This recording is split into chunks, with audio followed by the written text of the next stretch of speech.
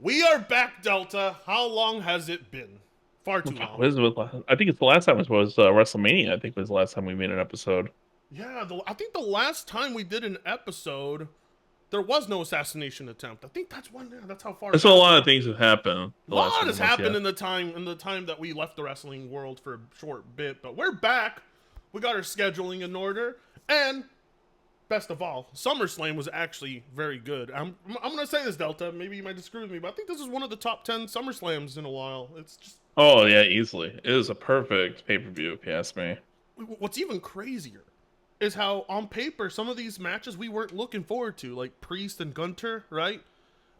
Rhodes and Sequoia, but all of that turned out very good. It turned out Very good. Everyone surprisingly looked at that good. card initially and thought this card was gonna be completely mid. So to see them actually prove us wrong, You know what's it shows how great the booking is. you know what the best part is? No reliance on on legendary talent. No reliance on old school talent. This was all completely carried by this generation. Well, Yep, isn't that cool or what? Like it's we amazing. like the WWE's finally at a point where they can have like their upcoming stars like Gunter and Damian Priest duke it out in the main event, and people will it'll still put asses in seats, you know. Oh So yeah, it's that like is really cool. 57,000 people there, I think, that night. Wow, yeah, it was just awesome. So I think we should run down the match card. We'll start with what was important, unless we have anything else to say. But I was basically glued to my seat from beginning to end. Oh, minus having to go get beer, of course. But Of course. I stayed in the call so I could hear what was going on. I did not watch the press conference, so I don't have much I to did say not about that. either. I did not either, actually. So that'll be something we won't discuss. I actually kind of wanted to save everybody's thoughts for Monday because Monday was awesome too. So let's go over it. We'll start off with the fucking what do we is this even in order? Let's see. Yeah, this is in order. Perfect. So Jelly Roll opens the show. I missed out on that. I don't know who Jelly Roll is. Some fat guy who's popular and famous, right? Yeah, he was showing off his new single in there. It was actually pretty good for a live showing. It was not that bad for just to get the crowd hyped up for the show. I thought it Yeah, was really good. which is Really great. good show. Yeah, which is crazy because usually the live music performances at WWE events are atrocious. They're They terrible. are This actually was bad. one of the better ones. You know what I think it is with the WWE live music? I think it's just their sound setup isn't meant for live music, and that's why it comes out awful, right? Yeah, very weak. Yeah, very weak. But I missed this one. I usually skip these, but I know I see this is like what their third time showing Jelly Roll, so they got a partnership with him for sure. All right, then we get Oh yeah. to man. I loved this match, and I loved the outcome in the end. It was Liv Morgan versus Rhea Ripley. I didn't think on paper the match didn't seem like it was going to be that good, but the rivalry was excellent. But it delivered. It was awesome. Uh, and it ended, of course, with Liv Morgan winning, but because of Dominic interfering. Now, did you see that coming? I didn't. I really thought they were going to keep the mommy Rhea Ripley shit going. No, I knew that was going to change up soon. They want to make this at least a three match rivalry between the two of them. So I knew this. In order to do so, they had to have mommy lose. I do love how this time around it's the girls fighting over the guy instead of the guy fighting over the girls, right? Right? It's so interesting. It's like such a good dynamic. But what were your thoughts on the match? Oh, I thought it was a good match. It was just like, if anything, it was just too short. If anything, that's my only complaint with it. It felt like it was too short of a match. Yeah, Because it was like it started off the day, and it went so quickly, and it was just over at that point. With Dominic throwing in the chair to have Liv yeah, Morgan, do her DDT on Rhea Ripley to take the win. yeah. Yeah, I wish it would have been longer, but I like the outcome at the end, and it sets things up. At least the first, well, they dropped out like it's not even just that. It's just it's starting to show the unfolding and reformation of the new Judgment Day right off the bat for the Yeah. pay-per-view. Honestly, yeah. We thought the Day was gonna break up, and instead, what really happened is they just formed a. They instead, Priest and Rhea were casted out of the Judgment Day, Yeah. which it was great. But yeah, I'm watching the replay of Dominic betraying Liv, or no, betraying Rhea, and then like the makeout on stage, and Rhea selling the like how devastated she is by seeing that. That was Mm-hmm. just grade A acting. It was great. It was Great awesome. acting. Like, I don't like. I'd say Dominic Mysterio has got like the best job in the world right now. it should have been me. That's exactly it. It should have been me, Delta. But yeah, I mean, they had been selling it for a while that Dom and Liv have been, naughty with each other, and Dom is abused, but he wasn't abused tonight. No man, he took the win. He got his chicken tendies from Liv Morgan that night. It was a good night for him. I mean, face it, Delta. If you're in Dominic's position, you have an angry Rhea in front of you and a horny Liv behind you. Yep. It's still heaven, no matter what. You got a horny Rhea. She brought you some chicken tendies and a PS5. You're good to go. There's no substitution right there at that point. Oh, they gave Carlito the PS5. Yeah. Okay, well, Morgan defeated Ripley. It sucks. I would have liked to see the belt back on Rhea, but Liv is too hot to take the belt off of right now. Physically and literally and metaphorically, she's too hot to take the belt off of. Wouldn't you agree? I just think right now it's probably going to end at Bad Blood in October. So right now our next match will probably be at the Bash of the Berlin. So it'll probably be a through bout thing. I would actually like to see these girls bloody each other up. I really would. It would really sell it off. But some notable moments and observations Bleacher Report put it. This is what I like about Bleacher Report is the notable moments that they leave in there. Some people just read you the results. But here they say, Ripley and Dom were followed from backstage by a camera from her entrance. Yeah, that was they've been doing that for a bit now. It's a really cool. Yeah. The referee Nice little way to add for the little social media aspect to it all. Yeah. The referee was running a small camera setup on his earpiece so he could see shots from his viewpoint. Wow, That was an interesting aspect of the whole pay-per-view because it wasn't just that match. They had it for a lot of the matches, if not all the matches. They had showing a camera angle from the referee's viewpoint. I don't know if that's an issue that's going to come later on because it might be obstructing the referee's job. I don't know. It was very interesting though to see that though. Yeah. Then Rhea dislocating and popping her shoulder back in. Obviously that wasn't real, but it was pretty cool in story. You heard that pop noise though. I don't know. I don't know if she can do that on free will or not. I mean, when you pop a shoulder, it doesn't really look like it kind of looks a little more horrendous, but there are people who their shoulders are popped and you can't tell because they have their arm over it. But WWE had several ads on the ring mat. Some of the changes by TKO are not so great. I agreed. Pat McAfee went on a not so PG tirade about Dom. He did.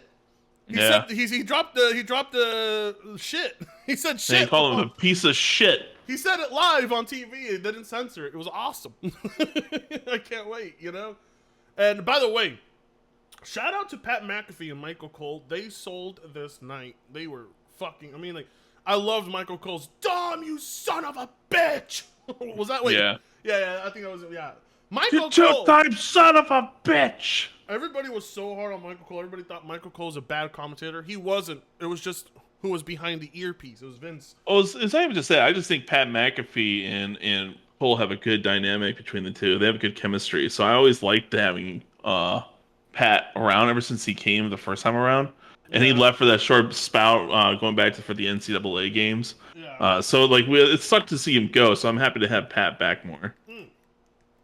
Pat is fun. He has some of the funnest segments. He recently had one where he was doing a little competition measurement because him and Triple H walked out on stage to do like a water spit, Yeah. And he just had a funny breakdown of everything about. I love the breakdowns. The breakdowns are so funny. I'm like, Pat is hilarious. Like this guy is the future of commentary for that company. May they keep him as long as possible, and I think he enjoys his job. So yeah. All right then. Moving on, we go to this one. Oh man, I had the biggest grin.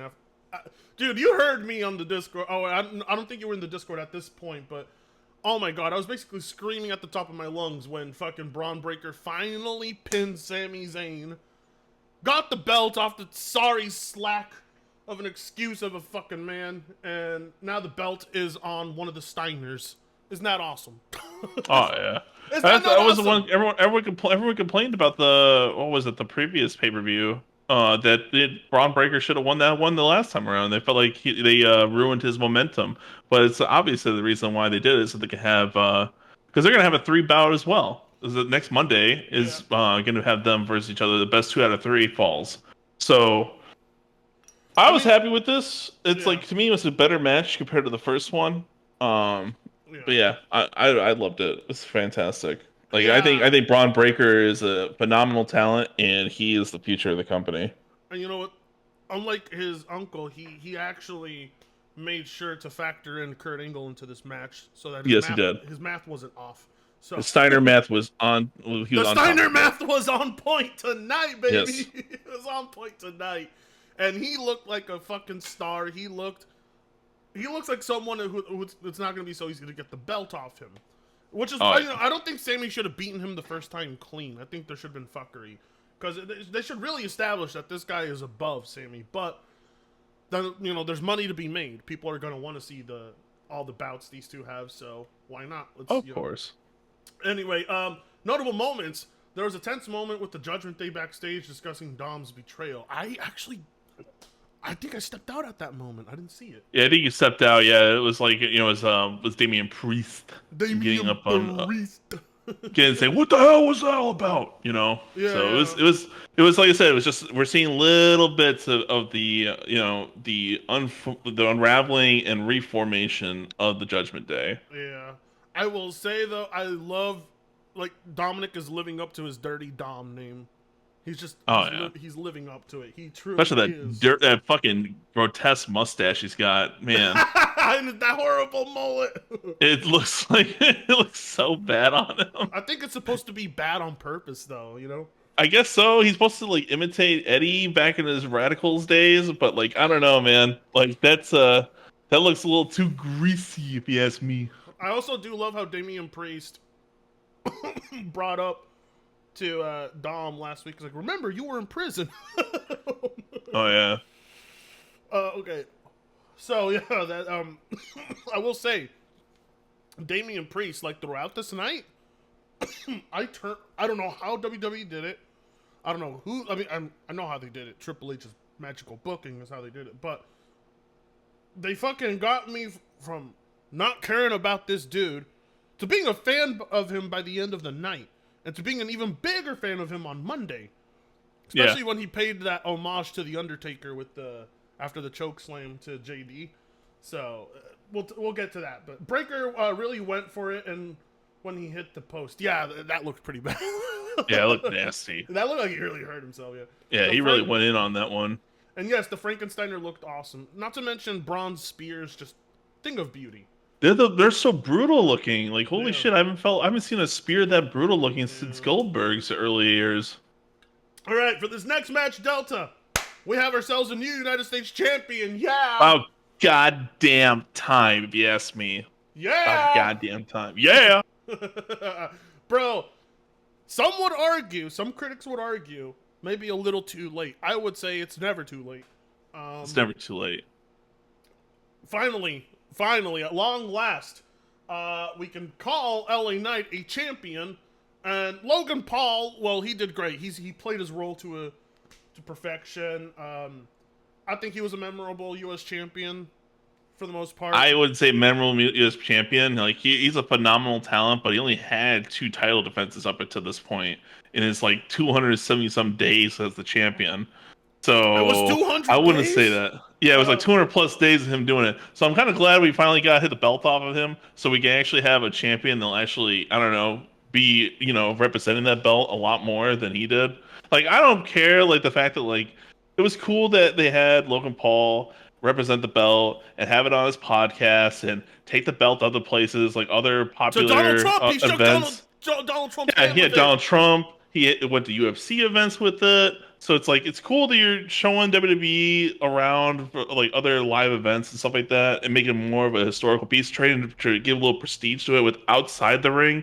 But I'm kind of glad to have someone to actually represent that belt on a weekly basis and actually defending that title on a monthly basis again. Yeah, well, yeah, you're right. But I'll say like what made Logan Paul's run memorable were the in-ring segments and how he carried the title. But you are right. he was not a proper defending champion. He needed to defend that belt way more. And every time he did defend that belt, it just always felt like luck, like he had Lady Luck on Oh his yeah, side. it was the brass knucks. I mean, like, I know he's supposed to be a heel and everything, Yeah. but like I don't know, But I would say, just oh my god, I would say, annoying. I was floored when Logan hits LA Knight with the brass knuckles, goes in. I think the match is over, and then BFT out of nowhere. I'm like, what? And then boom, yeah, dude. Me and my bro were screaming. We're like, yeah, because honestly, I would have been fine with either winning, but LA Knight needed it LA Knight desperately needs it. because, Like he needs a belt on him. I mean, it's too much of a talent that he should have not have a belt at this point. and it just the U.S. title specifically looks really flashy on him. It looks right. It looks perfect on him, and it's a good way to start. It's a good way to start moving him up the ladder to the big belts. But yeah, I mean, it could have been done when he was, on fire and really hot. But I don't think his like momentum has died down.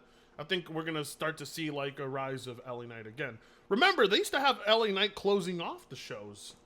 That's how much faith the company put behind him. Yeah. So I'm pretty sure they're gonna give him some worthy opponents for that belt. Like I want to see like the very best go after that belt. I don't want LA Knight to have. I think like the biggest win I saw LA Knight get over anybody was like Sheamus. So I would definitely like to see him. Definitely like to see him defended against like bigger stars. But anyway, notable moments. Knight broke a window on the truck before heading to the ring. Yeah, I saw just now on social media that that Logan Paul's trying to like send a lawsuit to him for breaking that window and everything. That's some funny stuff. Yeah. The TKO on the table looked brutal. It did, yeah. The crowd chanted some things about Paul we can't repeat in polite company. Yeah, dude, that audience, they like Logan Paul's a real life heel. It's a real life heel, scandals and crypto scams and whatnot. So, yeah, You gotta he's admit, he's a real life heel sometimes. yeah, he's a real life heel, and so he has real go away heat with some of the audience, but there's half the other audience likes him for sure. Which is saying something considering Ohio is his home state and everything. This was, So, yeah, like, and I'm pretty sure Cleveland is his hometown. So, like, this kind of says something right there that everyone, even his hometown people, fucking hate him. Yeah. Oh my, it's every day, bro, with the Disney Channel flow. The Knight's jumping elbow drop was great. Yeah, dude, Knight performed on a level I haven't normally seen him perform before. He did fucking well, and he's in his 40s. He did really good tonight. The springboard moonsault from Paul was incredibly impressive. It was amazing. Yeah, it was. Like his is the best in the company. The superplex almost ended badly, but both men pulled it off. Yeah, Knight in his 40s, Off the top rope. being Yeah. able to jump to that third rope is impressive at his age. Like, there are people of my age who can't do it. Yeah. So, yeah. Anyway, you could see LA Knight was a little emotional after winning. He held his composure, though. He looked fucking badass. He deserved every second of it. The right man, I mean, by God, that's like the second title exchange of the night. No, third title that's the thing. exchange of the night. It's like it was nonstop title changes outside of the main event. I think was a title change for the night, Yeah, that was the third title change of the night. which is why I always say that the four pillars are always the most pivotal pay-per-views out of all of them. You have to watch to make sure those are the main crucial things where you'll see the big event of the overarching year-long storyline we're gonna get is these four pillars. In all fairness, we're not even used to seeing titles change that much at these events either. Like, Yeah, at most, maybe one or two. But maybe. for the majority of the time, titles don't exchange that that much in one night. So it was really cool to see. It felt special, didn't it? It really felt. It was a great way to cap off the summer and start anew on new storylines, new champions, and like it felt refreshing. It was like a way to cap off all the stuff we've been seeing since Roman's been gone. Yeah, which, by the way, we'll get to the. I noticed you changed the profile pic on Discord. I'm like, yeah, Yeah, so, yeah, you know what's up. Delta knows a real champion when he sees one. of course. Bailey versus Nia Jax match was way better than I expected it to be, and I mean, Nia Jax is definitely wrestling a lot safer. Hmm. You know how Nia Jax does that, her Even move. her plopping her fat ass on the women's chest, you Yeah, know, yeah, like that she still is move. a lot safer than what she used to do. And I honestly thought after when Bailey, got out of that whole situation right there, I thought it was over at that point. But when she got only got the two on that one, I was like, oh, actually Bailey might should win this one. Holy shit! And no, I was like, holy shit, no. Nia ended up pulling the win on that one. I mean, it it's kind of hard to have it be believable for Bailey to win against Nia. In all fairness, but like it's because Nia's just a much physically stronger specimen than the other women, right? So it makes it hard. But these two put on a pretty decent match, and honestly, I didn't really end up hating Nia Jax that much. And yeah, like you said, the move she performs on the second rope where she drops her ass on people, you can see she lands on her feet before her ass drops now. So like she's doing it a Hmm. lot safe. Last Yeah, time because she that did it, Valkyria chick, that Valkyria chick, that got her ass like basically slammed from that thing. yeah. I thought I was like, damn, it's no wonder. Now I see reason why at King of the Ring, over the summertime, why people had said, nah, bro, you can go against Nia Jax for the Queen of the Ring match. That's fine. Now I see why people said that. Like they Yeah. said Valkyria in there to get her ass beat and like squashed basically. Yeah, no, and I'll say, I seen Nia Jax do this move to Kairi Sane. I think it looked, oh my god! I was like, Looked please terrible. don't die. It looks like it killed her, but here the move didn't look that lethal. I'm not gonna lie, there was like a bit of relief in me when I saw that it was safe. It didn't look good, but it looked safe, and I think that mattered more to me. So I was like, all right, fine. She won. I don't know how to feel about this. Um, I think Bailey chasing the title is more interesting anyway than her holding onto it. And I think Nia Jax poses a threat to the roster. Uh, I don't know. How are you feeling about giving this chick another chance? Honestly, Right now I would say Naya's done a fantastic job turning around a lot of people's perception of her. hmm Um, I think she's really proven that she does actually have talent. I thought she was booked very poorly under Vince's run, as the yeah, head writer and everything.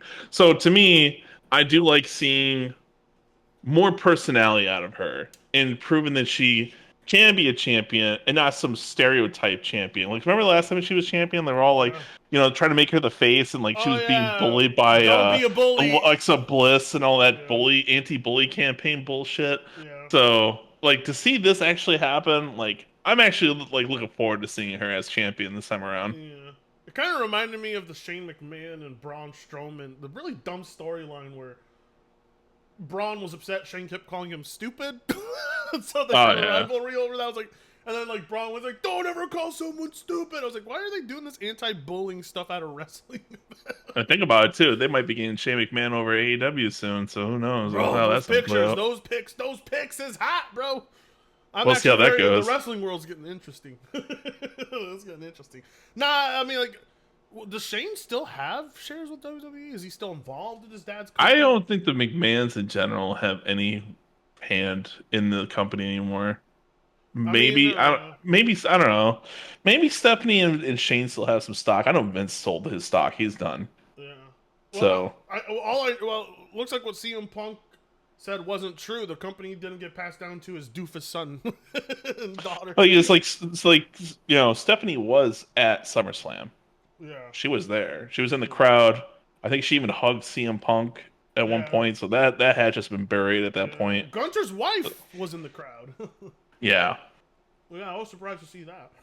All right. Well, I mean, I think there was some notable faces in the crowd.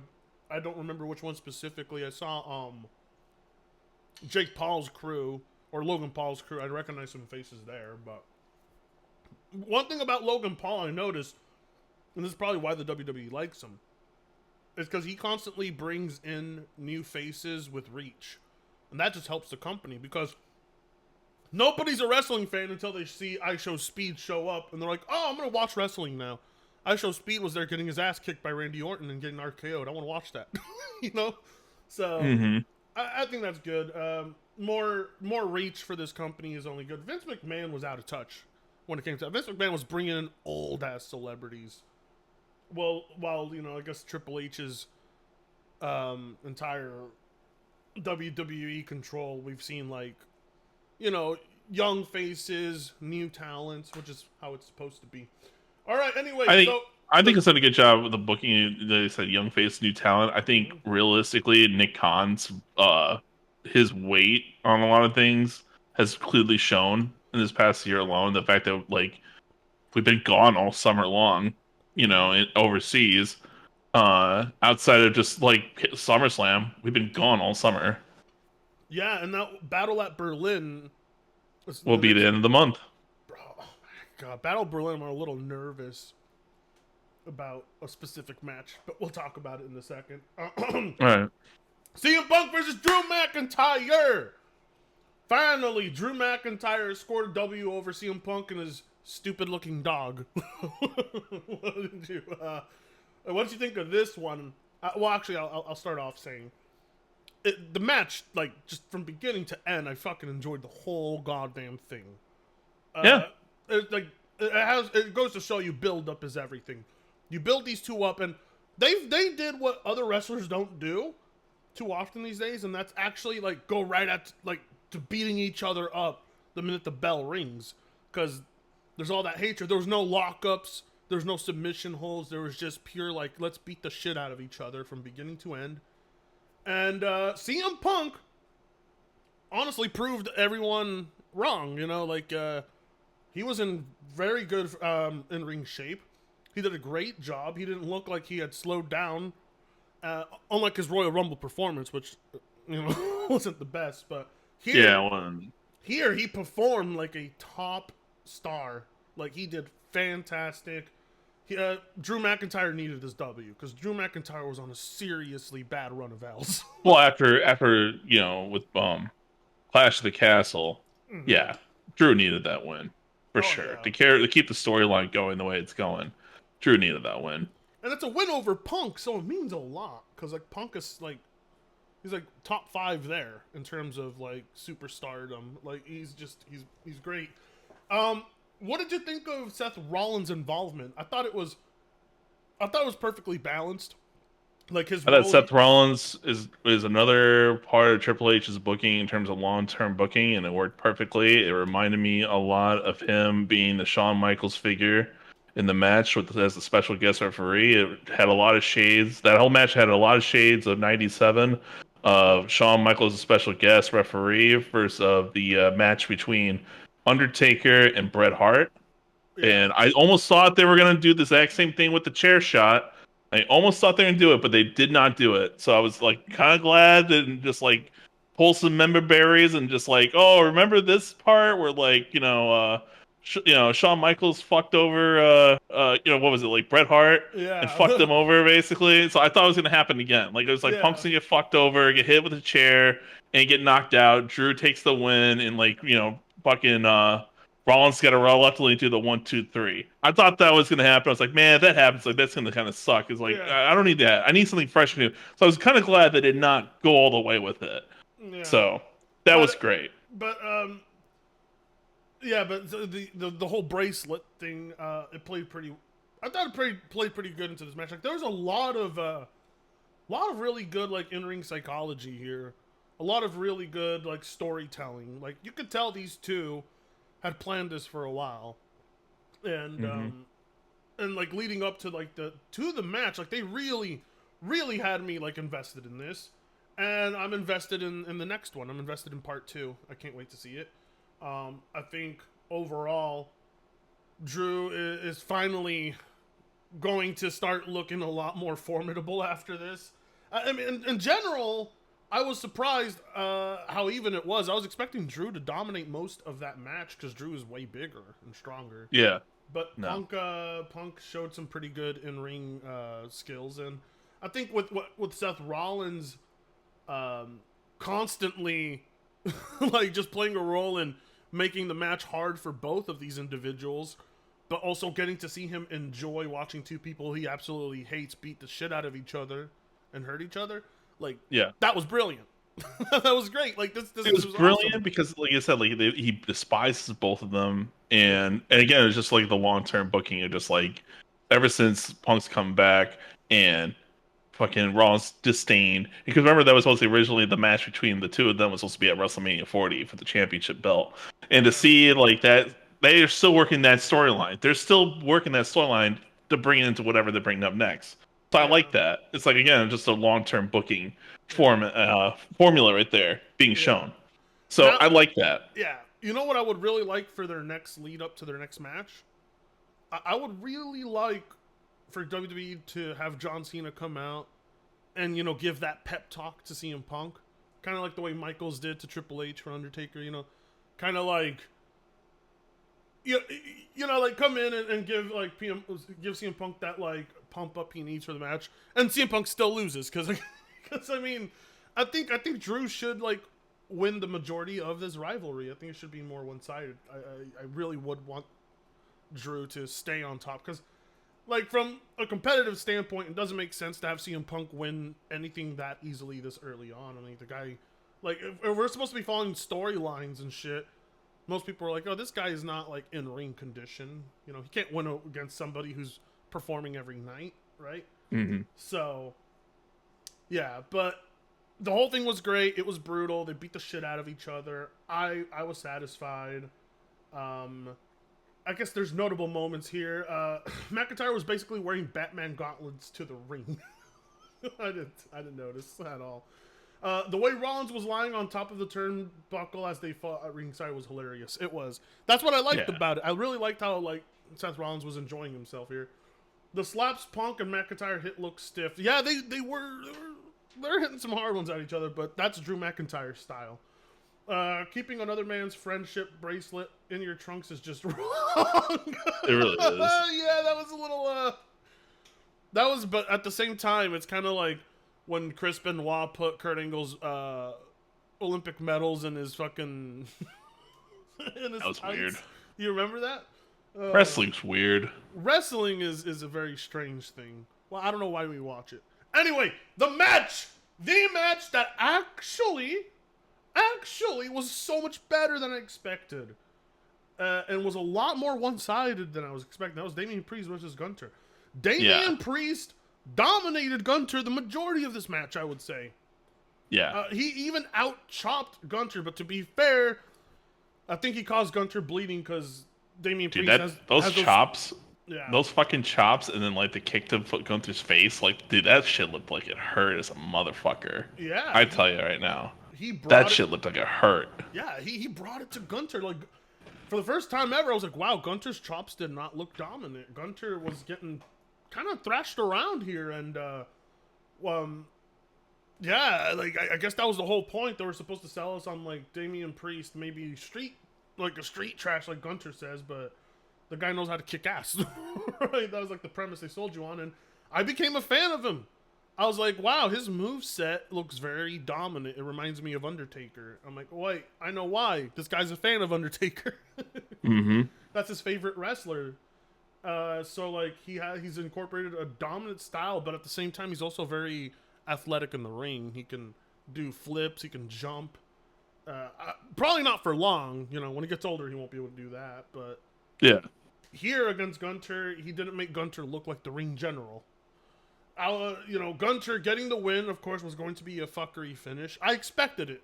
I expected it to be a fuckery finish, but I don't care. Gunther's the champion, baby. I don't care. He's the heel. He's the heel anyways. Who gives a shit? It's supposed to happen that way. And the best part is though, it didn't happen out of Gunther wanting interference. Because like Gunther believes in restoring the honor of this great sport, and yeah, the whole match it was not a technical. It was not like a technical marvel. It was just like a full-on like fight, and yeah, Gunther was bleeding pretty bad from the chest after that. I think what happened was those gauntlets that Damian wears, right? That like spikes on them. Well, I think it's also because like he's still suffering from the match between him and Balor still, because his chest was still already bruised up still from the previous night. Oh yeah. So I think that's also just a bit of a wear and tear. Yeah. And then Gunther. So the way this match ended was Priest had hit Gunther with the chokeslam, I believe, and he was going to pin him. Finn Balor runs, puts Gunther's leg on the rope, Mm-hmm. causing the breakup, thus betraying Damian Priest, who sold that betrayal like really well. He did. He did. He came off like had no clue what the fuck happened. Had no idea that the Finn betrayed him until he saw the replay. Yeah, when he saw the replay and then like the way he sold it was so good. Like Damian Priest, he's getting better, real Dude, better with those facial expressions and react. He has Finn, authentic dude, reactions. Finn Balor has that fucking stink eye, and Yeah, it looks so like good. mustache twirling villain Yeah, type. It's so yeah, funny to see when he did that and everything. Like I just felt like there was a figurative mustache he was twirling the entire time while he was doing that. We had that stink eye look. yeah, yeah, That shit yeah. was so funny to look. I was like, man, that looks like me when I just clogged the toilet in the bathroom. I'm waiting for someone to come back in there. You know what I mean? And I'm just like, That, literally, yeah, I did that shit. that looks like me. Like when I walk out of taking a shit at a friend's house, I'm like, like, no, it was beautiful. Like he sold it so well. He looked like he was staring at him too. He was staring at his soul. Is what it looked like, right? And then Gunther put him in the sleeper hold. Damien got out of the first one, and I was like, I thought it was over right there. I'm like, then Damien got out of it. Oh, I thought, yeah, I thought like, oh wow, Gunther might actually lose this I'm like, match. he Who might actually knows? lose it. And then Damien ran right back for Finn. I'm like, okay, no, he's losing it. Yeah, when he went for Damien went for Finn's throat. That's why I was like, oh yeah, it's over. But in storyline, it makes sense. It's like this guy you called your brother, your homie, your friend, just cost you your world title match against like arguably like the most impressive athlete in the company right now. But it's also not a cheap finish for Gunther to just diminish his win because he's Yeah, just distracted by yeah, his own betrayal. It's not like, like anything that's holding him down or anything like that. yeah. Something to cause a pin for a win. You know what I Yeah, mean? it's not like Ludwig Kaiser went out there and helped them win. It wasn't that at all. So Yeah. it cements him as a legitimate champion. And honestly, it is completely Damian Priest's fault because he decided to be distracted. So you can They argue brought that. Finn Balor out there. Yeah, he did bring Finn Balor out there. You're right. Yeah. Anyway, but back when Damian Priest said he didn't need the Judgment Day to win, Damian, I Yeah. guess Finn Balor took that personal. Yep. But now this sets up Damian Priest and Finn Balor, and those two are going to have they're going to tear down the house. Those two are going to have an Oh epic match. yeah. It's going to be great, and I can't wait. But I do love how like Finn gives him that look, but Finn's also scared. He's like, "Oh shit, run!" Yeah. And yeah, and Damian Priest not tapping out, instead getting choked out by Gunther was the right ending. Makes him look tough, but also makes the whole situation unfair, and it sells the audience on part 2. Anyway, the right man won, though. I would say the right man won. Gunther is the only person in that company I can think of that can hold on to that belt and add prestige to it, because like the guy hardly loses, like hardly ever. And if he holds that belt for 6 months, most 5 months, 6 months, maybe even a year, like he's gonna make that title legit. Seth Rollins did a great job defending the title, though. I mean, honestly, so far the world heavyweight title, I would say as a belt, it's pretty good. Like I think everyone who's defended it and everyone who's won it has been legit. It hasn't felt like a cheap belt, because like the WWE title has been exchanged in so many like fuck finishes. This belt is like a fresh start, so they have a chance to really make this belt feel prestige. And so yeah, they give this match an A minus. I think that's a little high. I mean, the match was better than I expected, but I don't think it was like outstanding. But It was a great match in general in terms of a great match itself and for the storyline. yes, I thought it was great for what it was. So I don't know. yeah, I can't put a letter rating on it, but yeah. I thought it was a great match overall. One of the notable moments that I noticed was Gunther walking out and giving a big old smooch to his hot ass wife. So, Mm-hmm. congrats to him. He's a winner. Yes, sir. You know what happens when they get home to Berlin? Oh yeah. They will march before they fuck. Anyway, they will march to the bed. What if Gunther and his wife literally march He with their he hands slept with behind that belt. He slept with that belt that night. You know he Guarantee it. did. You know he did. You know he did. I love how like Gunther, like when he wins that belt, he has this of course I won. Vibe to him. It's Of like, course. of Are you course I won. surprised? What? Are we really like that's why he doesn't like do like a big celebration? He's like, this was always going to happen. Like he sells it like that. I love it. It's great. Like that smug elitist attitude. So anyway, notable moments. Gunther already had some marks on his chest before they got started. You noted that. This was the hardest hitting match in terms of the strikes. Yeah, those are some pretty brutal chops. They were not holding back much, if at all. Yeah, both men were bleeding from the chest. Really, I didn't see any blood on Priest, but they were battered and bruised by the end. I didn't see any blood on Priest, but did you? I don't remember seeing blood. I know they were for sure battered. All right, and finally, the last match of the night, which also turned out way the fuck better than I expected. And I'm so so Sequoia's scream at the end. That bloodline rules really saved that fucking match so much. Yeah, bro. I really like how they brought bloodline rules back, but man, like I'm gonna say one thing about the bloodline.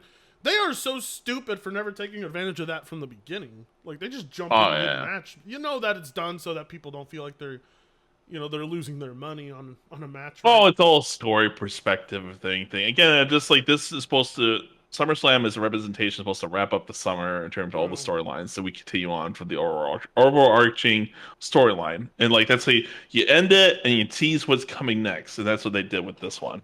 Yeah, and yeah, it was yeah. So Randy Orton and Kevin Owens showed up. Surprised both of those didn't have a single match tonight. Not even a tag team match or anything. Yeah, I was kind of surprised too when I saw this. Like, oh, they're not in any matches. That's kind of surprising. They're sitting on SummerSlam. What the fuck? Yeah, like honestly, but like they have.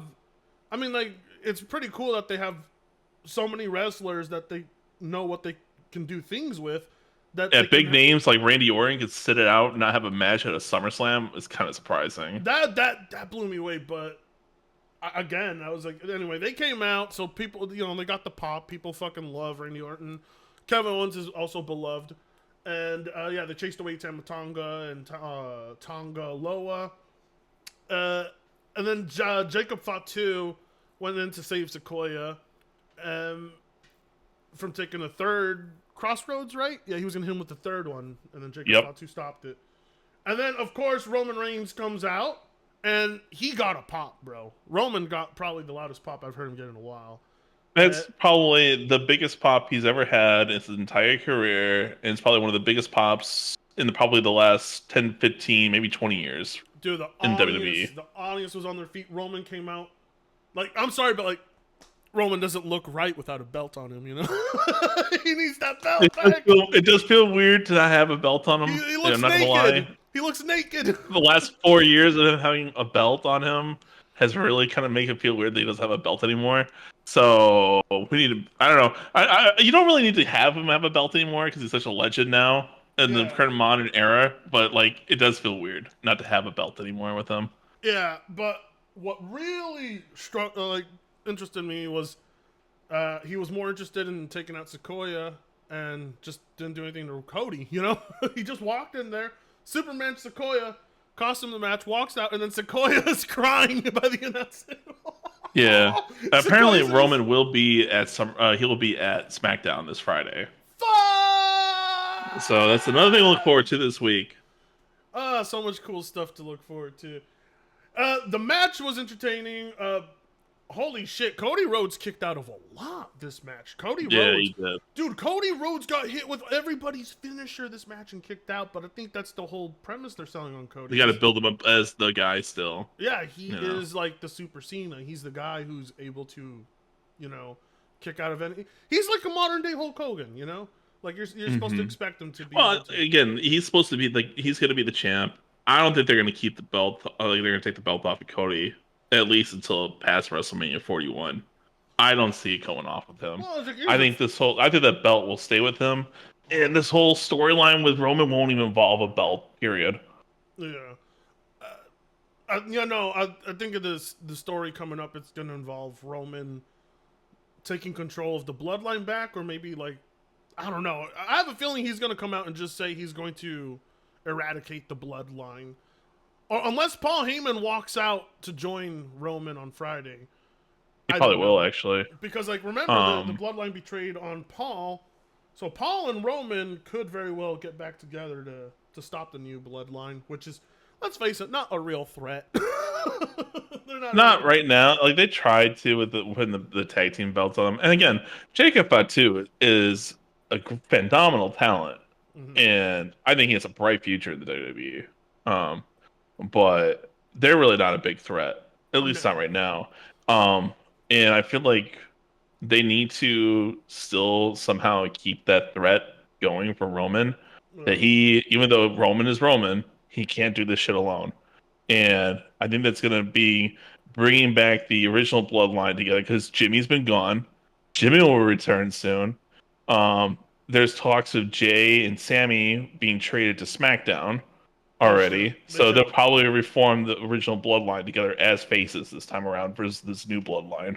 We'll see. We'll see how they write that in. We'll see I how that. think I think ultimately I think ultimately like the overarching storyline will be The Rock's been pulling the strings the entire time of this new bloodline. And it You will see, be yeah, yeah, shown it yeah. will be shown it'll reveal itself at Survivor Series.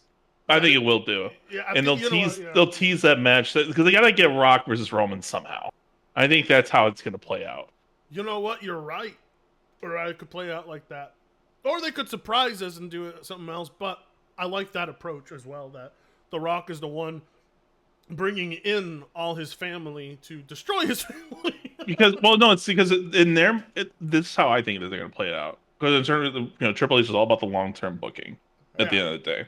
Mm-hmm. So, in my opinion, the reason why The Rock's gonna do what he does, he's gonna be the one pulling the strings. He's the one that got Jacob, Tamatonga, and the other guy in there. Mm-hmm. Uh, in there is the new bloodline because he saw Roman and the bloodline fail Mm-hmm. and um he used Solo as the new head of the table for now, or at least the new tribal chief for now. Yeah. For that, because remember, because when Solo came Uh huh. back, all the way back at the Clash at the Castle back then in Wales, Uh huh. that Roman said, "Did the elders send you?" and all that stuff. So you can bring that part of the storyline in there that The Rock coordinates things with the elders Right. and so, but you also bring the storyline of why The Rock is betraying Roman because in his mind, Roman cannot be the tribal chief anymore. He failed to beat Cody. But who did not fail to beat Cody though was The Rock. The Rock beat Oh. Cody on night one. And his Yeah. mind is like, you're not the tribal chief. You couldn't do the job done. I can still get the job done even at my age. I beat Cody. You're So right. clearly Yeah. you can't run things anymore. You're right. Yeah. That So could totally work out. I would also. I would also kind of like to see things elevate a little, and we kind of because you know how like The Rock is technically he's technically part owner of TKO, yeah. uh, and Triple H is the fuck he's managing, doing all the booking, managing for the company. It'd be kind of cool to see like like those two like face each other in management positions where like they have a rivalry between like their own factions, like not like wrestle each other, but like you know what I mean, like Kind of like for their own coaches kind of deal. yeah, yeah, kind of like kind of like Teddy Long versus fucking Eric Bischoff kind of thing. Um, Yeah, it, maybe. it'd be That could be interesting. like a Royal Rumble match or something like that. Or and I know they're gonna have War Games and if for Survivor Series, so obviously they're gonna have the Bloodline Civil War match there at the War Games match. Man, that'll be the So that'll third be time. there. That'll be the third time the Bloodline main events fucking I, War oh my Games. God, that's so true if you think about it. That's the But it just third makes time. sense. It just makes sense this time around to make that the Civil War match. I know, but if they involve Sami Zayn and Kevin Owens again, they're involving the same people for the third paper like main event in the time. But I wouldn't mind because both those matches were fucking fantastic. They were great. So yeah. But yeah, Roman coming out really, really, really brought a smile to my face. I'm happy to see him back in the company. I'm glad to know he got time off, and I'm glad to see that he doesn't like to be away. He likes to be there, because he's a real one, Roman. So anyway, notable moments. We need to protect our truth at all costs. Agree. R-Truth and Jelly Roll, their whole moment. Jelly Roll's chokeslam looked better than some full-time wrestlers' version. I gotta see that. Yeah, that was their little segment where like fucking A-Town Down Under came out there to fuck with Jelly Roll and R-Truth and all them. So it was like right before I think the main event, all that happened. Sequoia's So, trash talking was more audible than usual. I'm not sure what they mean by that one. well, it's all about the story elements. They want, Okay. you know how it is. Like they want to focus on their dialogue in the match. Ah, okay, yeah. The mask Rhodes had was just big enough on his head to look hilarious. Yeah, I don't know what's with these guys and putting a mask on because they did it at WrestleMania as well. I don't know why they're putting a mask on Cody. Like they even had Arn Anderson show up. I'm kind of surprised they didn't tell him, "Don't worry, Cody, I brought the Glock." Yeah. You know, so it's like you got backup just in case. I would like for Cody to come out dressed as his dad. The bumblebee out, no, the yellow. That'd be funny as fuck. The black with the yellow dots, or the yellow black dots with the yellow, and he has a police hat on and a police baton. I would like to see. Could you imagine if Cody actually? That would actually probably get over in 2024. I'm not Dude, even lying. if he was able to pull off what's his fucking name? You know what I'm talking about? Stardust? His fucking Stardust character, he could pull it off. Yeah, there's people who thought Stardust was lame. I was like, I liked Stardust. I liked that it was like, I liked how it played into a role with his bro. Like it was just. It was a nice complex character he actually created. He, like I said, he took a fucking chicken shit and turned it into chicken salad, basically. Don't forget dashing Cody Rhodes. I think that's when. Oh yeah, that was great. Like there was a poll put out by the female wrestlers, and they voted Cody Rhodes as the most dashing. And then they had a whole storyline where he just thought he was like the most handsome wrestler. And I think Rey Mysterio broke his nose, and so he had to wear a mask. Yes. A protective mask. He's like, I'm hideous now. That was hilarious. He did great. It was awesome. So I'm not a fan of stoic Cody. I like Cody when he has like a little weird stipulation to him. But he's doing fine. He's doing fine. I think right now, like I think they're gonna have Randy versus Cody at WrestleMania 41. I think that's how it's gonna play out. I think we're gonna have Randy go back to being a heel. Because this is what has to happen within this company. Randy needs to win his 16th title. That way, the final match is Randy and Cena for the belt, where Cena finally gets his 17th title, or Randy Orton gets the 17th time title. Because that stipulation would be the highest one in the company, don't you think? Like, not stipulation, but wouldn't that stat matter the most? It's like Cena versus Randy, who will become the 17th time champion to finally dethrone Ric Flair? That's a good point. That's a good point right now because I know like Cena wants to get a champion run before he wraps things up. So yeah, and he should. Yeah, he should absolutely get a championship run. But the problem is how will you set it up? I guess Randy gets a 16th title, and then maybe they lose it to like one of the current talents, and then at Mania it's set up a triple threat: Randy versus Cena versus this other talent, and that is where we finally get the 17th champion, 17th time champion. I really want that. I really do.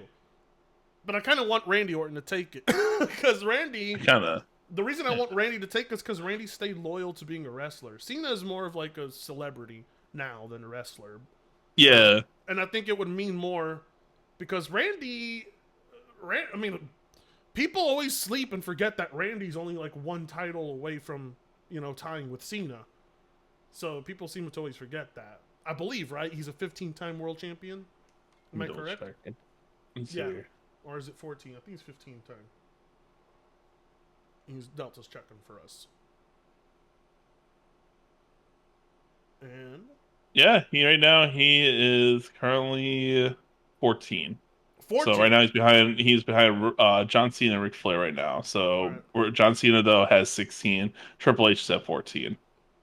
So theoretically, if you have Randy and Gunther battle for that title, they ain't taking that belt off of Gunther. No. For Randy. Ain't it happening. And that's why I think that's how you're going to get the heel turn. Because, like, Randy's going to realize I can't be a fucking face and win these guys. Way I'm going. I have to go heel. Yeah. Unless if they're setting... Gunther doesn't look like he's being set up for any time off. So, he's going to be with that belt for a bit. So, I don't know. I just feel like competition for the WWE Championship is too hot right now for Randy. Like, you know what I mean? Like, I don't think Yeah. like that. Like WWE Championship, the competition's too much for Randy.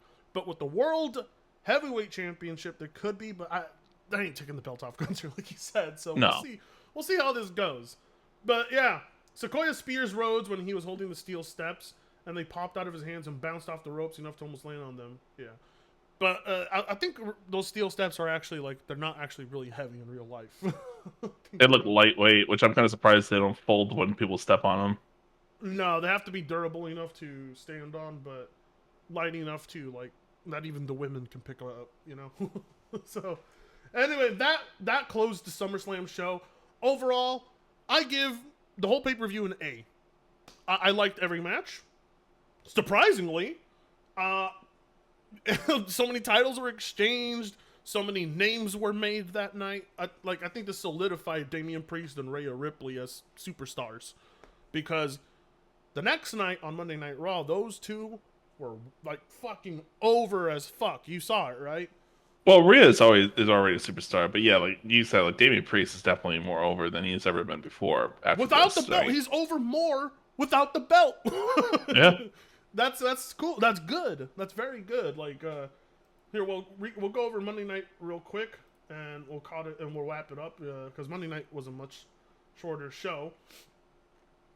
But here's the match card of Monday Night Raw. I did not actually see most of these matches, but I did watch a lot of. He did not. They're actually pretty good for the most part, outside of the one women's match. I think that was like the only one that was kind of like boring, and it was so boring that like the Valkyria match, for example, like Cole and Pat were talking about Valkyria looks up soup recipes. Like, way to go, guys! Like, way to really dismiss this match even more as kind of like a take a piss break, basically. Yeah. Well, Sheamus and Ludwig put on a good match. Oh, it was fantastic. Like that was Yeah. especially that was the first hour uninterrupted, no commercial issue. That was a fantastic match. Yeah, that match was very good. Uh, and Let's not forget, we'd also the start of the day was the Gunther and Randy Orton discussion between the so two of yeah, them. let's get to that. That was the opening part. You know, Hmm. Gunther comes out, basically says all the right things. Then Celebrating his win. Yeah. Randy comes out to basically request a championship match because, you know, he claims Gunther didn't really beat him, and you know he's right. Gunther didn't actually really beat him. It was a pin, and Rep didn't see it. yeah, ref didn't see it. That was intentionally set up for this moment. Yeah. Long-term booking. It Honest, could have been, or it could have been a mishap. It could have been a botch by accident, and they use it as a long-term booking. my best guess here is they wanted to properly give people a Randy versus Gunther match so we can really solidify Gunther as a champion. Because if Gunther overcomes Randy, finally actually overcomes him, and beats him decisively, it would be the best first title defense for this motherfucker, wouldn't you say? Oh yeah, I mean, I thought the match between him at King of the Ring was fantastic over the Yeah. summer. I thought that was great, especially Yeah. the chops when Randy got the first ever chops from Gunther, Yeah. and he really felt that hit. It's Yeah. like that's when he realized I'm going up against a completely different animal I'm not used to. Yeah. And I just do like how they didn't waste our time being like, who will Gunter's next opponent be? Like, boom, Nope. here it is. Here you go. And we're like, yes, we know who the opponent is going to be, but the interesting thing is going to be the segments between those two, because Randy's attitude has changed. He's a lot friendlier, a lot Well, he's the less... face. He's the face in this Yeah. scenario, A lot and that's what I'm thinking. That's how we're gonna have to transition him back to being Yeah, a heel because like again. Randy Orton, nobody sells like anger management better than Randy Orton. Hmm. Randy Orton is like the manifestation of anger management. Like he just, holy shit, are his expressions wild. But when he's a face, he seems like the friendliest dude in the world. He's out here teaming up with Kevin Owens. You're like, the Randy I knew would RKO anybody in his way, you know? Oh yeah. So he's changed a lot, and I think that like Gunther like in his next promo should play into that. He's like, the Randy Orton I know was a viper, you know. The Randy Orton I know now is not a professional wrestler. He is an entertainer. You know? I don't know, it's something like that. Something nice then. That'd be But nice. really, really like have Gunther play into bringing out the Viper back out, and then the match like will really like it could be a really hard hitting one. They held back a little bit at King of the Ring because I had a feeling those two were going to have another match in the near future, and they didn't want to like give it all away. Yeah.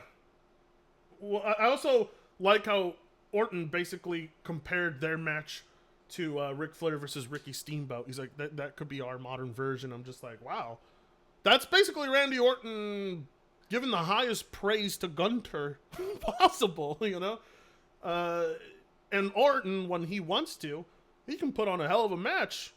Especially like the one he did with Edge, remember? Oh yeah. Those two had a fucking match, yeah. All right, Sheamus versus Ludwig Kaiser. That was a great match. Sheamus won. I don't know what these matches are for. Like, if they're for, like, whoever wins this will get an opportunity at some belt, or it's just a match. I think it's just, that's it. It's just, Well, their rivalry back and forth's been pretty good, and like I remember Ludwig Kaiser got injured during that period when it happened, and also they got to continue the storyline between Sheamus and Pete Dunne, and yeah. the show. Like I don't know what's the deal with Pete Dunne, and all of a sudden like he's like betraying Sheamus now and saying they're no longer part of the Bashing Brutes anymore. I don't get that. I guess like they don't want to Yeah! have a faction anymore as the Bashing Brutes anymore, so. I guess we gotta eventually have those two fight it out. I don't Mm. get it, but we'll see how things progress from there. Pete, But it was a great match though overall though. I didn't think Sheamus was gonna win it, honestly. I thought Sheamus was gonna lose it. I thought Pete Dunne was gonna come in, mm-hmm. cause a distraction, and cause Ludwig to win the match. Yeah, I did because not expect Sheamus to win that match. Ludwig does not have a lot of W's in this company. He does not, and he's very charismatic and he's a good talent. So like to see Yeah. him like come back after an injury and like win the match was great. Yeah, it would have been great. But we know who's not coming back. Giovanni. That dude's done. Yeah, he's done. He's done. So I From don't know what if I'm the seeing. company. I don't know if the company wants him back. He just never contributed much. But Kaiser has the potential to really be somebody in this company, and I think people saw that with him and Sheamus. It was a great match, honestly, better than like it was. That could have been a pay-per-view match if they wanted it to be. Damian Priest calls out Finn Balor. This was great. Like Priest sold anger very well. Was believable. And that pan out of the New Judgment Day, oh, I love that pan out. It was great. Yeah, it was a great pan out right there. Carlito's just there. He's like, whatever, man. They got the PS5, bro. I got the PS5, bro, and a bunch of apples, bro. That's cool, dude. That's cool, dude. Carlito, no, I miss how Carlito used to speak to himself in third person. Like, Carlito don't like that. At least don't like that. Yeah, That's not cool, bro. That's not cool, bro. He's awesome, but they need to bring his old theme back. Big mistake. Big mistake taking his original theme away. Yeah, I don't know why they got rid of that as original theme. It should have kept it the way, especially as a heel. Yeah. He's a heel now. So just keep him with this current theme. Yeah. My favorite part, though, and the audience laughed at this too because it was great humor, is when when Finn Balor's like, I'm not gonna fight you. I don't need to fight you. I have JD to go out there. I was like, ah! Send JD out there. Dude, oh my god, dude! I fell out of my chair laughing. And the audience laughed too because it's a super serious moment, but they managed to put a little bit of comedy in there. It's again, I love like the heel of Finn Balor. It's kind of like a twirling mustache feeling like I don't need to fight you. I'll send JD out there. And I think JD is a great talent. He's been trained by Finn Balor, so he knows how to wrestle. Yeah. But he's such the head to body ratio is so weird. It makes him be laughed at the room, like outside the room every time. He's too funny. Like he tries to act like an intimidating threat, but like he'll just get his ass beat every time. Yeah, he has that Chad Gable weird big head small body syndrome kind of thing. Yeah. Like, dude, Chad Gable's is no. I feel really bad for Chad Gable. I think Chad's fine. I don't know, but I think Chad's head's huge. More, I don't think compared to JD. JD's head's way okay. Well, in all fairness, way too big. The long hair JD has makes it look even bigger. That's true. That's probably it too. Because like when Chad Gable had long hair, people forget Chad Gable had long hair at one point. His head his head looked way bigger, but JD's head's fucking huge. That's huge. And then it was perfect with Dom and Liv in the back, like just being like a new flirtatious couple with each other. Mm-hmm. And like Finn Balor just staring dead serious into the camera, and it was just it's awesome because like we're watching the new generation of wrestlers, and we're finally far removed from the old, you know, and Yeah. it feels refreshing to see these faces, you know, like because like the Judgment Day was originally formed by Edge, right? So. Or no, Yep. I think he took over the Judgment Day, or it was his faction. I don't remember. It was for a short. For remember, he started it and then they betrayed him. Yeah. Now, with the company, seriously, I don't know why the company let go of Edge. I'm guessing they didn't find value in him, but now would be a time to bring him back if I were them. Because Yeah, but Adam. he ain't gonna do that. He's still under contract with AEW. He's just on Uh, injury status. He jumped off the goddamn steel cage like a fucking idiot. Dude jumped oh, off the steel cage in his 50s and blew his knees out. what a No fuck. shit that was gonna happen. What an idiot. Yeah, yeah, yeah. It's just. In all fairness, Edge was wrongfully retired at a young age. Like, he just Oh doesn't yeah, know. unfortunately, yeah, because of his neck injury. He didn't know his limit. He's forgotten his limits. But that I'm sorry, but like AW has almost killed a few like legends already, and it's like really pisses me off. Like Matt Hardy almost fucking dying live on camera. I think Alex said it best. It's backyard wrestling with a huge ass budget. Well, yeah, I mean, I would know because I used to do backyard wrestling. We used to do stupid, retarded shit to each other. You know, Yeah. here it's like you guys are a professional company worth millions, not billions, millions. You guys should honestly be like as safe as fucking possible. Like instead, we got jackasses doing swanton bombs onto glass tables off of ladders. We got idiots like Matt Hardy getting fucking speared off of a top thing, having his head bounced off of concrete off of like 15 feet, and then we got goddamn Edge jumping off of steel cages. What is going on over there, dude? What is going? You know what? Keep Edge, guys. Never mind. I'm actually really worried. Yeah, about just keep it. Edge. That's fine. I'm worried about his health, actually. So this could have been an overly long promo segment. Instead, it was kept short and to the point, and in that way benefited Priest. It really did. I agree. I think Priest is more of a. I think he expresses himself through his facial expressions say a lot more than what he says on the mic, in my opinion. Yeah, the Archer of Infamy said he heard what people had to say to and about him and realized his family is a lot larger than the Judgment Day. So that was basically his face turn, where he told Yeah. everybody, yeah, that was the face turn moment right there. Mysterio and Morgan are going to be the perfect insufferable couple. They really are. Dude, They're already showing it. I don't know how, but like the chemistry he had with Rhea was hilarious, but the one he has with Liv is a lot more touchy than the one he had with Rhea.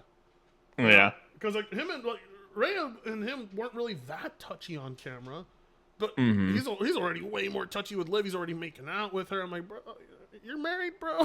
He's married, bro. I was like, man, this is the kind of situation that comes about. You find out behind the scenes, like there's a bit of an affair going on behind the scenes that we don't know about. I really hope not because like Hope not. Dom is Yeah. married, and I don't want to actually hate him. You know what I mean? Yeah, Because that would be fucked up. for sure. Yeah, no. But this is the WWE. They have no problems. Putting It's their lives- happened plenty yeah. of times, not just outside the WWE. It's happened plenty of times. Dude, remember? Happens. I mean, like, oh my god, the way they had like Lana.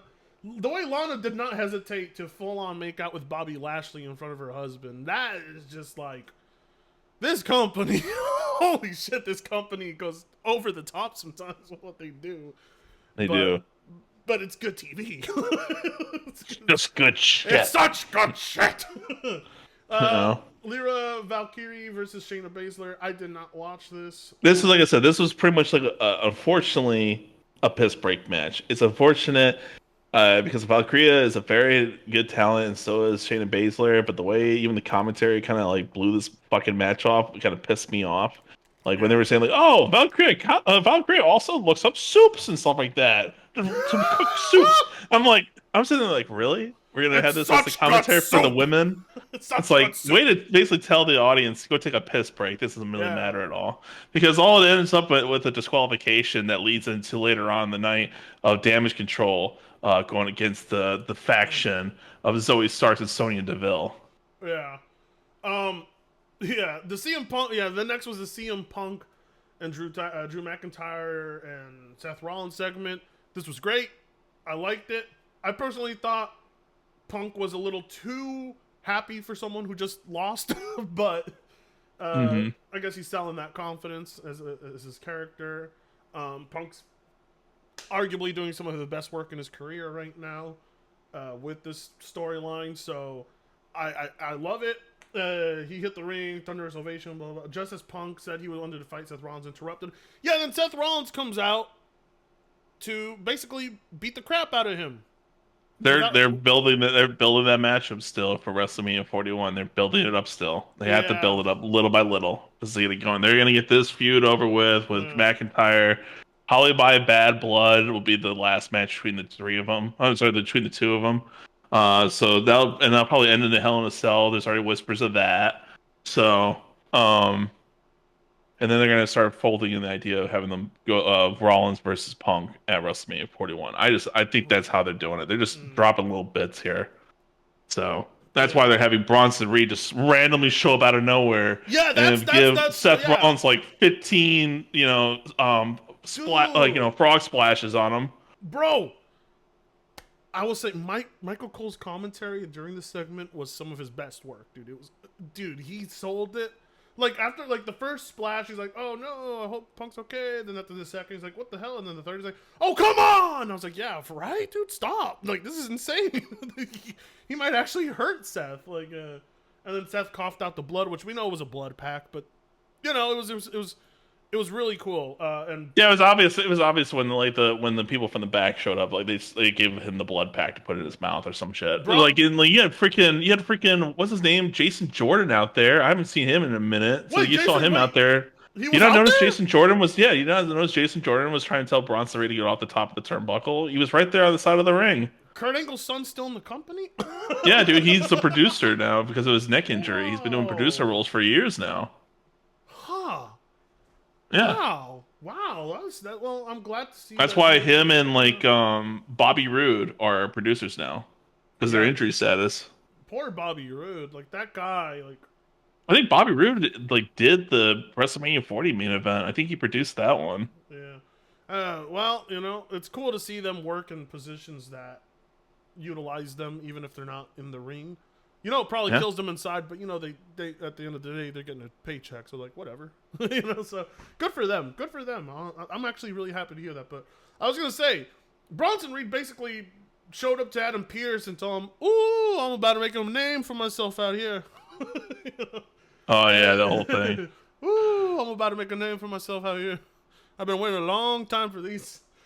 Fucking goes into the ring and squashes Seth Rollins. And yeah, Dude, he like squashed him so much. Like I couldn't believe like he it kept was going it, over and over and it over. was It's a like, damn, that looks total. rough. I'm reading here. It was a total of 6 consecutive tsunamis. So, whew, yeah. No, it was a good segment though. It was a good segment. Um, and yeah, Punk said he recovered in 5 months instead of 9. Impressive for his age, yeah. Mm-hmm. And after 10 long years, time for you put in the dirt. Well, yeah. So Reed's, I think, yeah, inserting Bronson Reed into that segment was perfect. That I really like how this company has not, you know, written off Bronson Reed. He's still like a threat. Anyway, this match surprised me. This felt like 2017, 18 all over again. It Uh, did. and it was the New Day versus AOP. I was like, wow. That was like the New Day. I was like, that's a name I've not heard in a long time. It feels like it's been a long time since I heard the name, Mm-hmm. the New Day. And it feels, dude. When was the last time we saw Authors of Pain? Actually, Authors of Pain when they debuted from NXT when they were like really a powerhouse back then, and they yeah, kind of still are because they're still with that faction with Karrion Cross now. So yeah, I like it's a good match overall. It's kind of diminished them a little bit, the Authors of Pain, because Well, they had Odyssey Jones finally make his debut on Raw. Like yeah, he got traded to Raw for like the longest time, but never had a TV debut yeah, ever.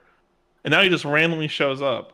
yeah, So, but I like how it does this though, because it also brings in the storyline that Karrion Cross is trying to implant this seed into Xavier Woods' mind that like yeah. that Kofi's gonna be betray or replace you eventually, just like he did with Big E, and now you have Odyssey Jones coming here, basically being the pseudo replacement for Big E.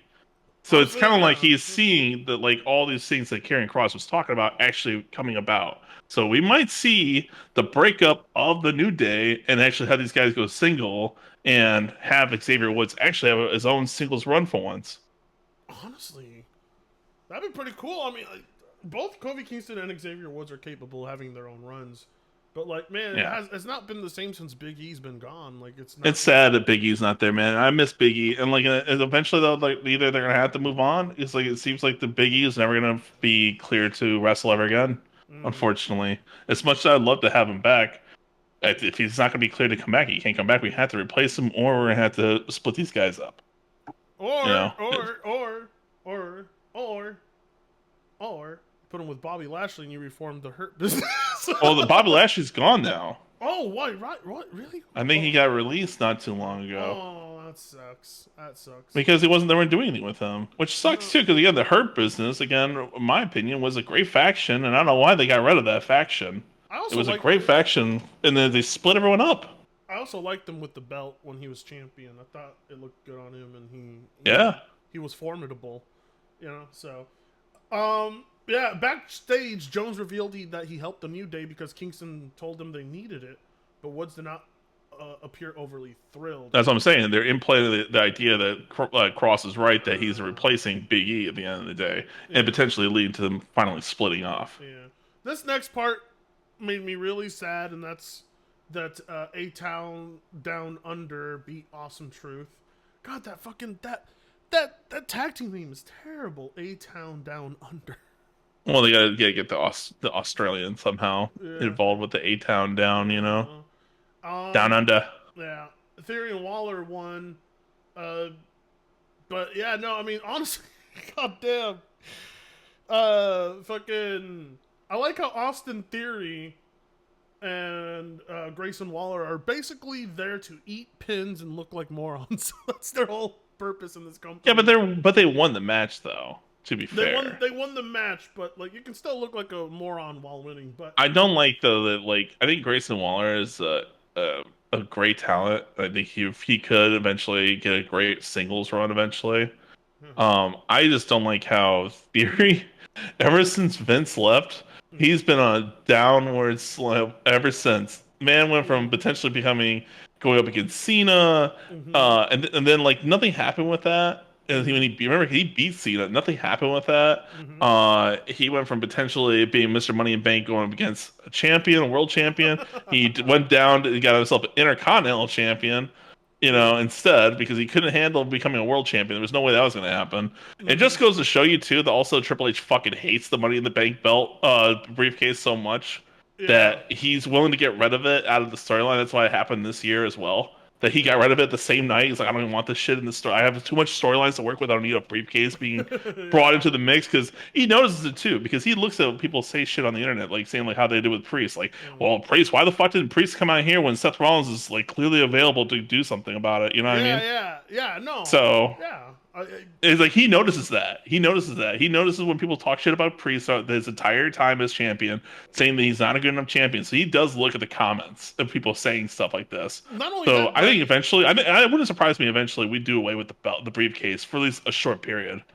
I mean, if if I were this company, I would move the briefcase back to only having one briefcase, and I would only have it at Mania because that Money in the Bank ladder match meant something at Mania when people won. I've always said that, in my opinion, they should not have pay-per-views anymore based off of gimmicks like No, TLC, yeah, Hell yeah. in a Cell, Money in the Bank. None of these have to have a gimmick as Great like a Balls of requirement. Fire. Like even Great Balls of Fire only had one run.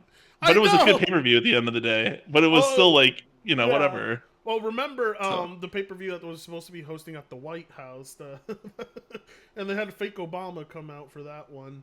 Uh, yeah, oh no, yeah, I remember that thing. I cannot wait for the day match based pay per views are fucking I gone. hate them. I I know hate Triple H them. doesn't like him either. No, That's Triple why H he's is just bringing like back. us. Yeah, yeah, he's just like That's why he's bringing back like old pay-per-view names like Bad yeah, Blood. Finally, yeah. that could be a focus for once. Who would have ever thought we would get Reign of Terror Triple H to Triple H is awesome. I would say bring back Judgment Day, but they have it as a faction name now instead of a pay-per-view. Oh my You god. know what I mean? Yeah, you're right. You're right. Yeah. I mean, So the Royal Rumble's the only one I'm okay with. That's it. Rumble is a pivotal part of the storyline. It makes sense to keep it that way. But all this other shit was like TLC did not need to have that. TLC is a great match you bring back every now and then to get the audience ramped up. That's why I'm excited for a Hell in a Cell match at Bad Blood because it's not that it's part of a storyline. It makes sense to cap off a feud with a Hell in a Cell match versus having, oh, by the way, well, we have to put somebody in a fucking cell because it's Hell in a Cell is the name of the pay-per-view. Oh, remember when they had made a pay per view out of Extreme Rules, and the pay That's per what I'm view saying. and the That's pay it's per views were basically the not, Extreme Rules. and the pay per It views were is not even. TLC. Yeah, and the pay per views weren't even that extreme. They weren't even that extreme. Again, it just feels like it's a gimmick pay per view of bullshit. And Yeah, that's why I'd rather have a storyline rather than a bunch of bullshit. As a requirement, we have to do it because it's in the title of the pay per view. isn't it crazy how wrestling has always been this tried and true, like art form that we know is has always been good. It's just that in Vince's McMahon's hands, he butchered so much of it. It's just like once his hands were like once he was clean of like wrestling was clean of him. It just saw a drastic improvement. A lot of stupid gimmick shit gone. Now, And if they would just get rid of the you white could stuff, you I'd could be you could happy. argue you you could argue the like Survivor Series of War Games is coming a bit of a gimmick because now we're what 3 years into doing it now. So Yeah. I can understand that complaint, and they might have to do away with that eventually, and also just go back to a different format now, or Survivor Series, do a different thing, you know? Oh, well, the whole You, point of the whole point with this company, and I like when they do this, is to because remember there was like throughout our lifetime, wrestling has seen so many one-off events, right? So yeah, many of them. Remember bragging rights? Remember breaking bragging rights. point? I remember the Great American Bash. The Now Great it's an American Bash? NXT pay per view. Yeah, yeah. Fucking Not even a pay per view. Even it's just it's a yeah, TV event now yeah. for NXT.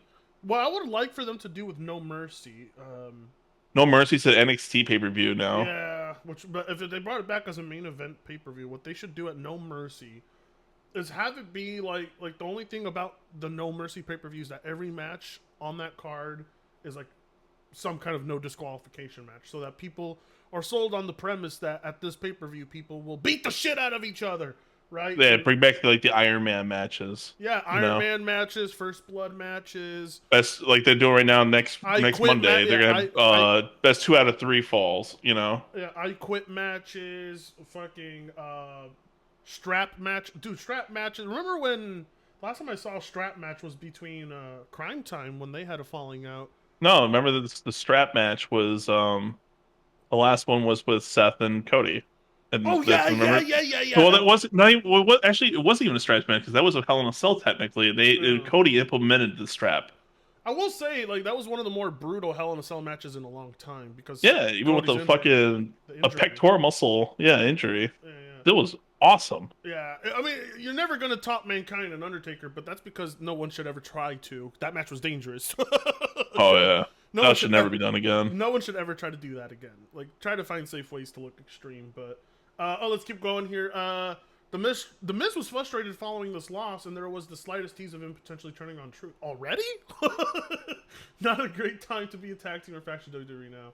As Triple H and WWE creative set in motion the stories for the rest of the year. Already? Didn't Awesome Truth just barely get back together?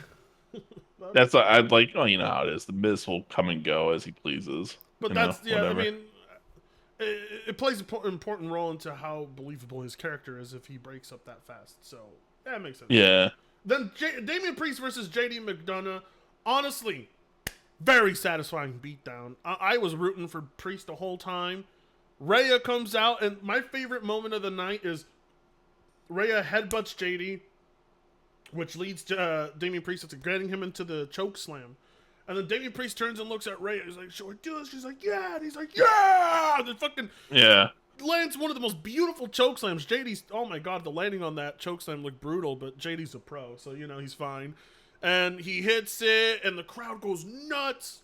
Then Priest does the Undertaker, you know, throat slit, like his version of it, and it was like, I think it solidified these two as the top stars of Monday Night Raw. You know, I will say this: like, the crowd was eating this shit up, and they were like popping the fuck off dude, they the entire that whole segment, like for both of them. They were happy. Like there's like they I think these last 2 years has seen some of the loudest audience chants in wrestling. Like it's been getting, like those guys are getting louder and louder, and But to not see the champion like be like he'd just be the opening segment and he's gone for the rest of the night, and like having these guys be the kind of more the focal point for the episode. Like she had an opening segment and you had a later segment with these guys, you know. So to see them be more the focal point on Raw and the crowd just eating it up and popping the fuck off just shows right there like Damian Priest is a star, especially after tonight. He is a star, and Rhea is obviously as a natural born talent. And I've always had that feeling with Rhea Ripley, even before she joined the Judgment Day. Like this woman has so much talent, and like just like how I think about Tiffany Stratton, for example. If you just put a fucking rocket ship to their back, strap it to their back, they're going to the moon with this thing. You know, they're phenomenal talents, and I feel like they're going to be one of the greatest the next 5-10 years from here on out. Yeah. The only thing I would say about Jamie and Priest is now is a good time to change his attire as a babyface. Like, make it a little less. It seems like he's going the Dominic Toretto route with the way he looks now. Honestly, I would not mind if they started. Just gonna change his Titantron up. Change his Titantron up a bit. Like change up his entrance a bit, and you're good.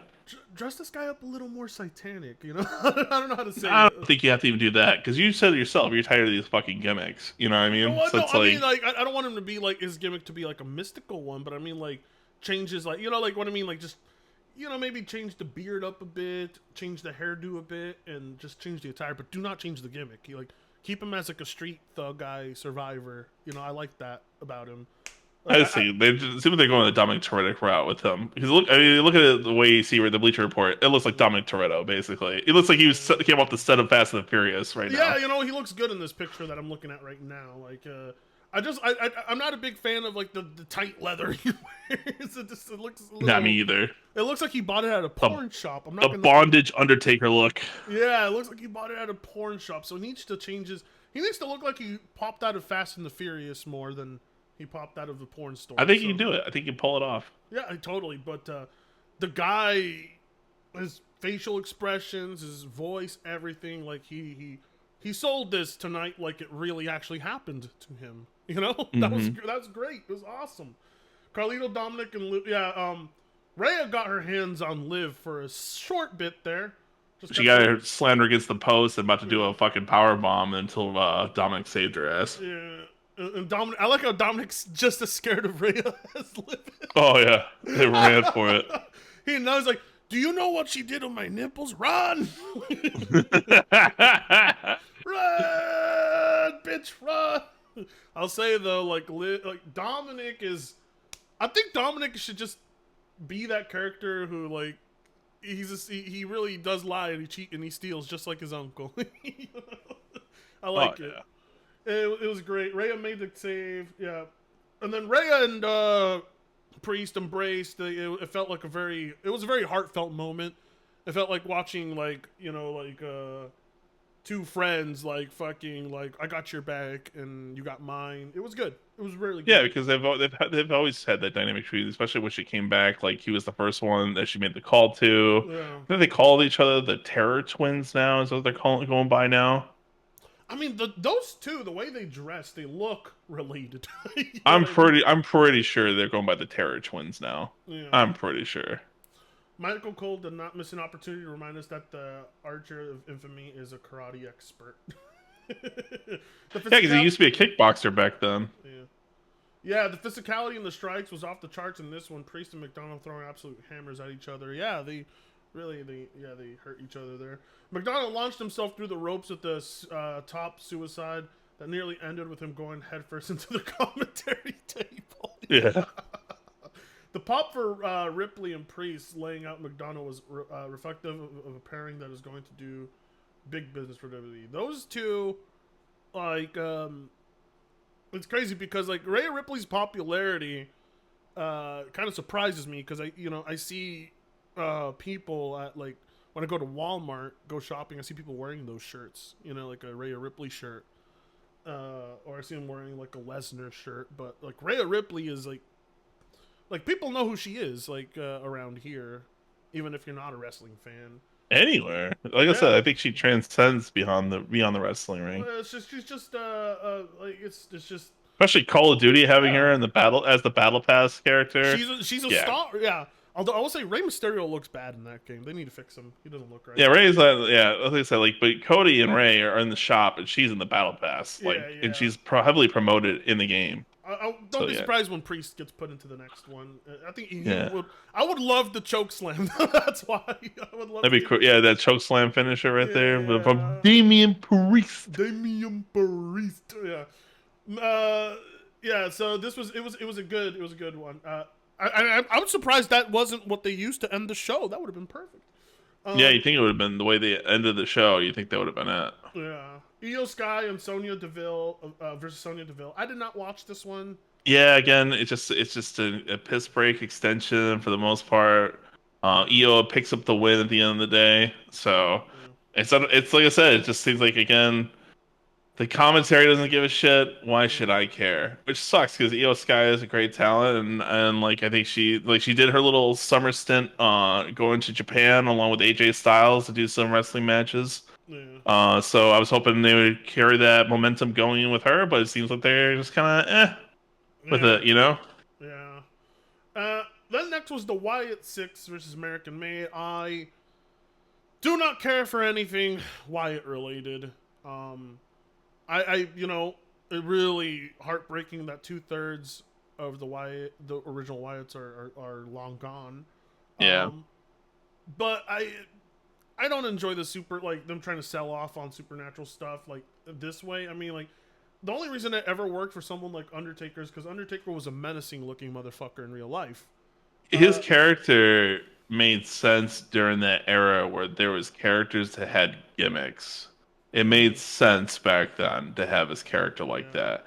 Most of these wrestlers these days don't have a gimmick. That's no, the problem. They stick out like a sore thumb now compared to The Undertaker. The Undertaker's a legacy character, mm, so he's exempt from it due to the time he's put in. Again, he was brought up during the time almost every wrestler had a gimmick to stand out from the crowd. yeah, These like right now, like you can say like, well, they do the same thing here because they're a gimmick, therefore they stick out. But it just nowadays, it doesn't. I don't know. It doesn't feel good. it doesn't. I like the presentation is phenomenal. The presentation they have for them, like their entrance and stuff like that, is phenomenal.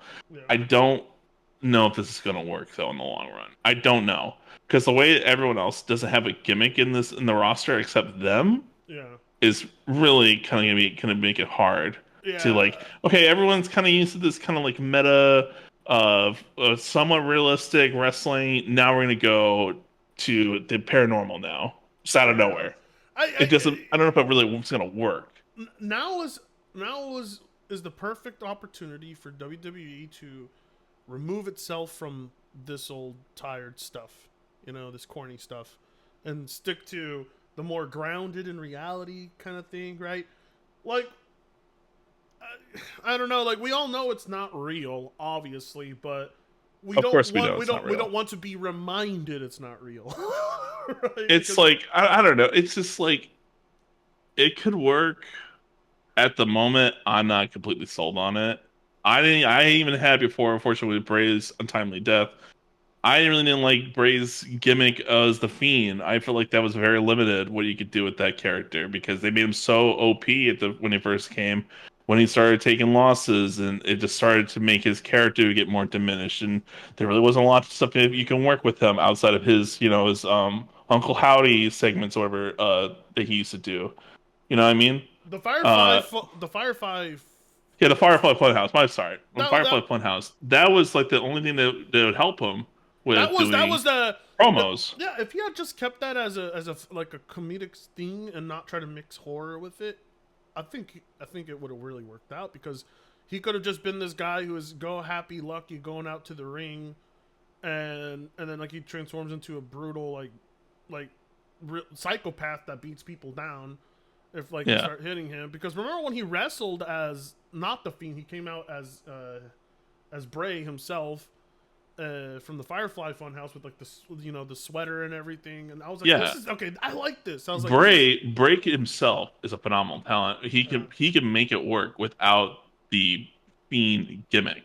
yeah, Bo Dallas, I think can do it. He does. You do see a little bit of resemblance from Bray with Bo a yeah. lot, especially when he is not wearing the Uncle Howdy outfit. I think he could pull it off. I really would like to see more of that from him. I feel like we're getting a little glimpse of that. I really like to see more of that from him. I think Bo can really pull it off if you give him a chance. I believe in him for sure. Remember So that? I don't Just I remember the don't whole. know. Just remember the whole Bo leave. Yeah, yeah, the whole Bo leave. Yeah. Just Bo leave. I really do think Bo can pull it off if you give him more of a chance on without the Uncle Howdy shit. I really do. And I just think, and I've complained maybe my complaints on Twitter. I said like my problem is I don't like how they're having Chad Gable being the sacrificial lamb for this group.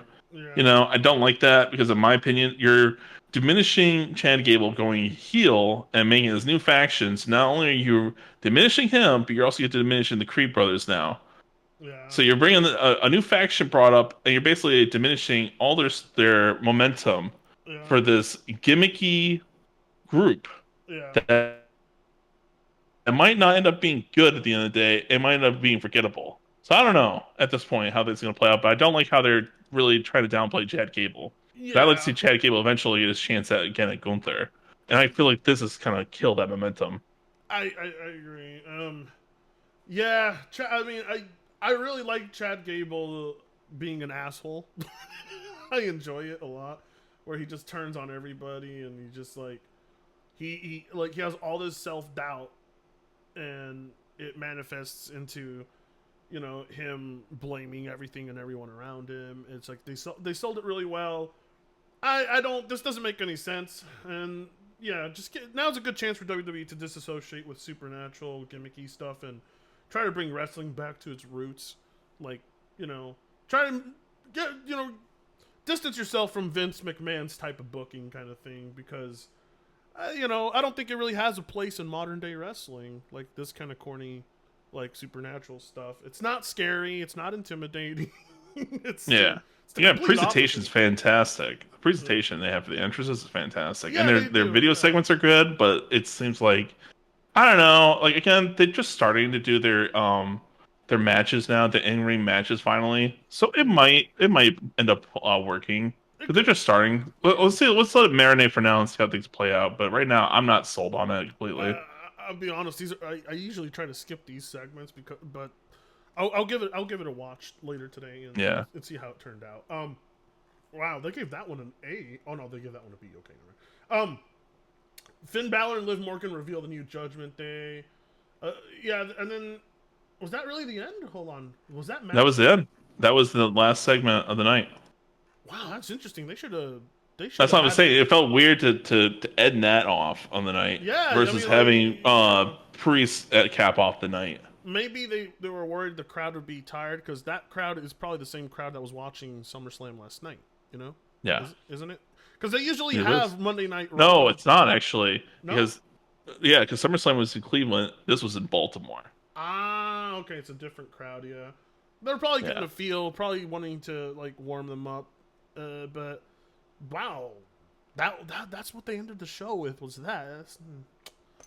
Other than that, it could have been a much better. Like I mean, it was a good Raw, but like if they just replaced that with something else or placed it differently on the card, then it would have been I would say an overall B plus, but I'll just give it like a B minus, just because I thought it that. was a good show overall. I think Yeah. it was a good show overall. Just like outside of the women's segments, for the most Mhm. part, it was a good show. Yeah, yeah. Wrestling is on a good stride right now. I'm really happy with the product.